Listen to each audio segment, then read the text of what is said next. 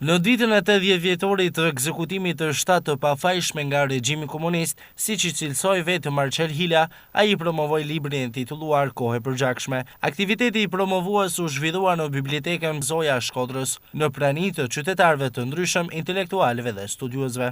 Sot atë 80 vjetori pushkatimit 7 pafajshmëve.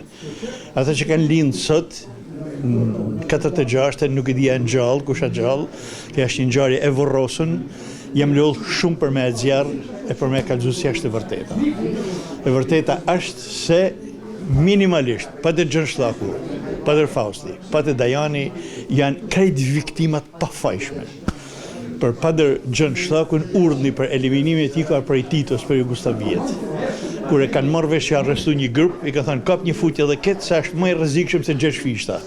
Atëherë kanë kapë, e kanë futur me anë, edhe është viktim ekselente Gjën Shlaku, e kësaj kohë me gjak.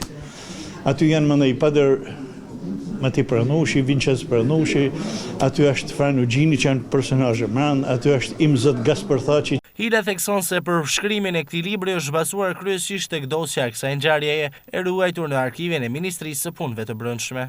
Kryesisht është dosja 1068 që është në arkivin e Ish-Ministrisë Punëve të Brendshme. Aty është i gjosti me 630 faqe, që është procesi gjyqësor, është hetusia, edhe janë dokumente tjera, dëshmi tjera. Unë e kam marrë krejt atë procesin, e kanë stenografu, qysh për i datës që ka fëtë me 31 janar që ka hapë Arnit Shela që e kanë prokuror, edhe deri me datën 19 shkurt që adhen vëndimi për pushkatim. Edhe janë çdo ditë që merren pyetje një nga një. Për hartimin e librit janë dashur 10 vite punë duke shfletuar, studiuar dokumente si dhe mbajtur shënime të detajuara. 10 vjet, mos po them më tepër.